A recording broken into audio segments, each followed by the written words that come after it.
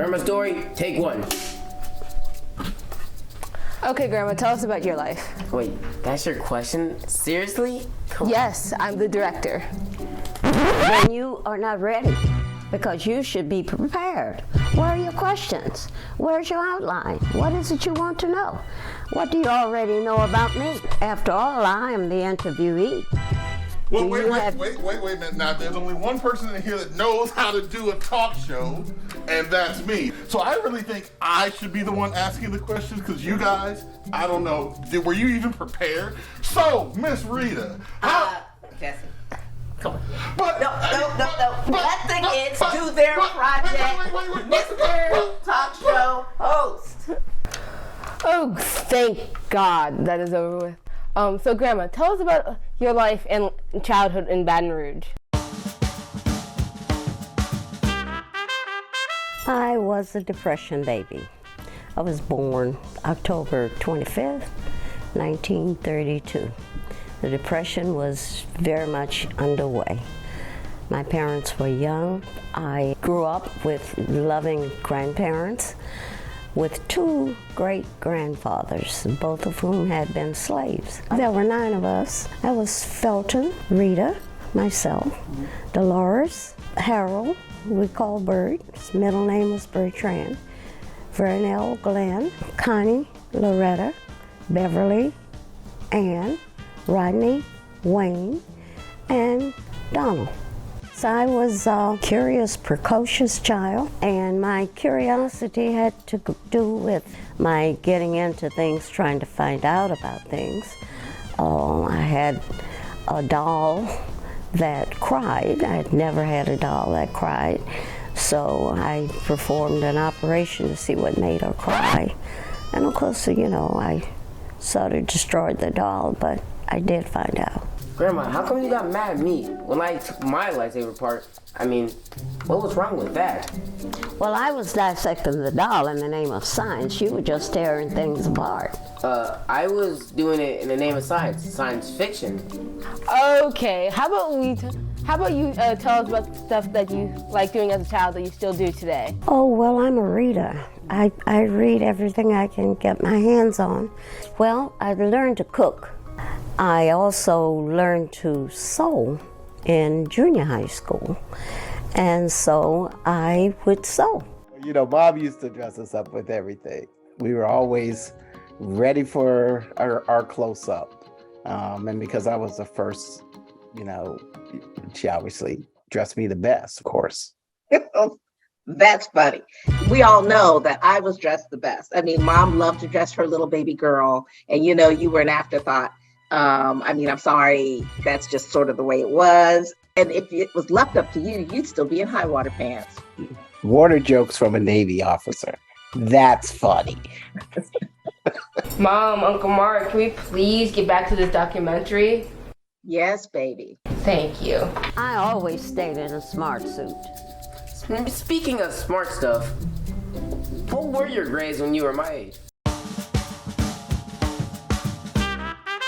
I think I was a good student. I started high school at McKinley High School, so I went to that school for a long time, through grade 11. They also added a year to high school while I was going. And then finally in 1950, a new high school was built in Baton Rouge, and that was Capitol High School. It went to the 12th grade, and so I graduated a valedictorian in my class. Well, then I went to Southern. Southern had a program called the Accelerated Program, where you could finish college in 3 years, and so I did that. My major was education. I was initiated in Beta Psi Chapter Alpha Kappa Alpha sorority, spring 1953 at Southern University. Okay, now we're getting into the good stuff. How about you tell us about how you pledged for a sorority in college? Actually, on that note, I heard that Dad. Wait a minute. This is not about me. This is about Miss Rita. So let's get back to the pertinent information. Exactly. It's not about any of you. So, Mom, why don't you tell us about how you met Dad? I met him through a mutual friend who was a military wife. On one of their assignments, they met this young man that later was assigned to Southern in the ROTC department as an instructor. And one Sunday, I was on duty registering children for the polio vaccine. And she came through with her twins. She said, I told your mom to have you call me because there's somebody I want you to meet. And I said, Velma, please. And she said, really, I do. I know this young man. He's a very nice young man, and he's assigned to Southern. And that's how I met James Monroe Womack. I met James in February, and we got married in October 1963. After he left ROTC, he was assigned to Germany, where I joined him with Mark. And then we were deployed to Fort Lewis, Washington. And that's where Carol was born, in Fort Lewis. And then he was sent to Vietnam.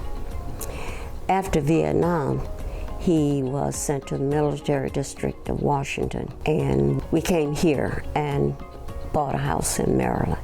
Well, when we talk about decades, the decades of the 60s and the 70s was one of raising children, running all over, everywhere, while they were in elementary and high school, until they learned to drive, and then college.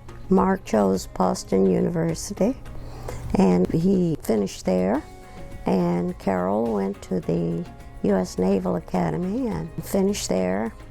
Had a lovely career. Additionally to all the work she did in the classroom, she ran track and is in fact in the Hall of Fame. Education seems like a really big part of your life. Could you talk about that more, please? When I came to Maryland, I did seek a job and was hired as a reading teacher in a junior high school at that time. I was fortunate because the state of Maryland was trying to get all teachers to teach reading, and many teachers had not had a course in the teaching of reading.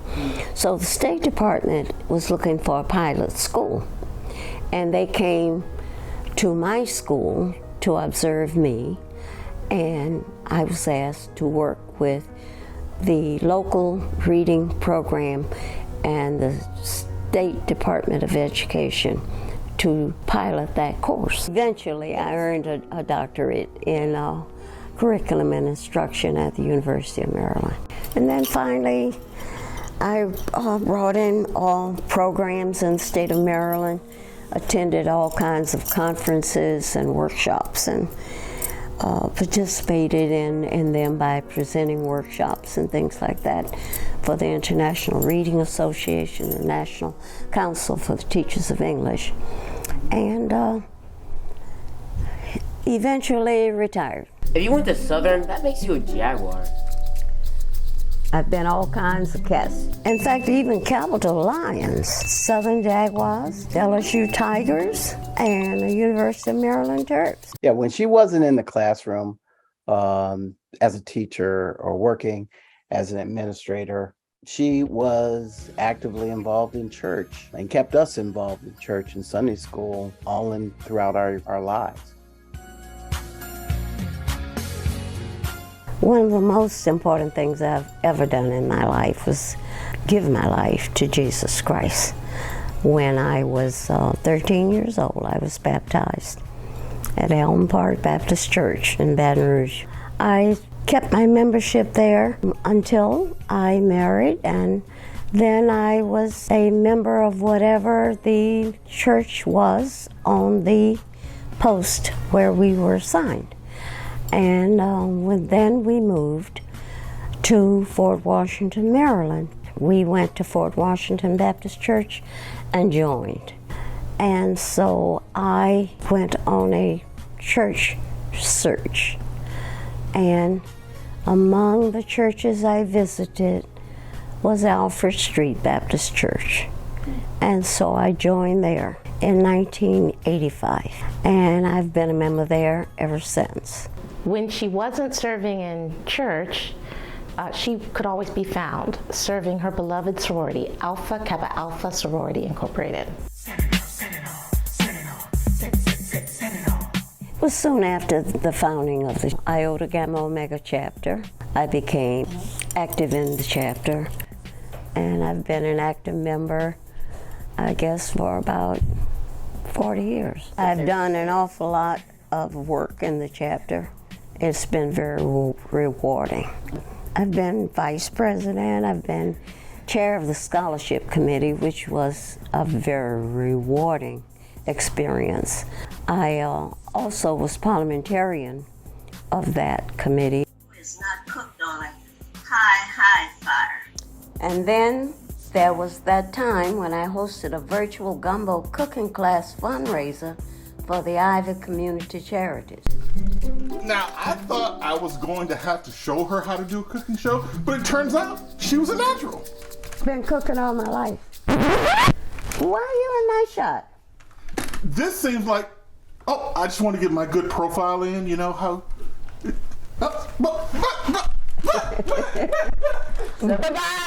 Okay, like I was saying.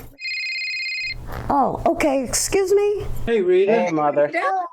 Rita and Jamie are doing a documentary on me. So they are the directors. They're asking the questions and I'm trying to answer them. And they wanted to find out if what I was saying was true. So they wanted to interview you. And that's how this all came about. So you need to tell them a little something that maybe they think I'm hiding from them.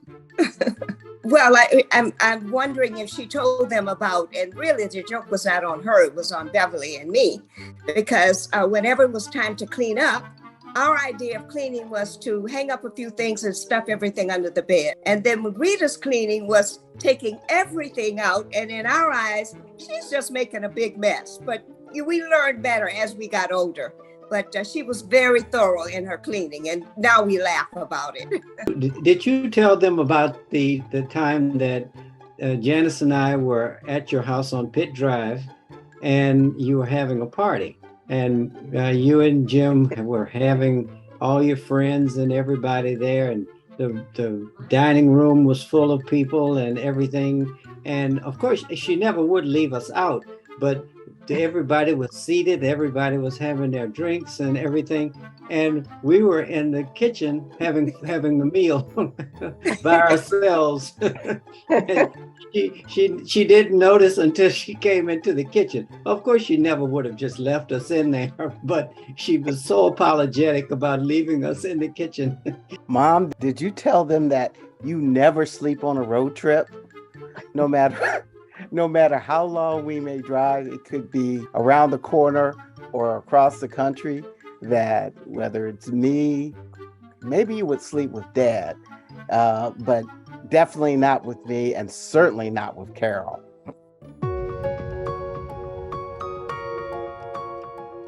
Okay, Grandma, we're almost done. Could you describe to us your personality in one word, and could you explain why you chose that word?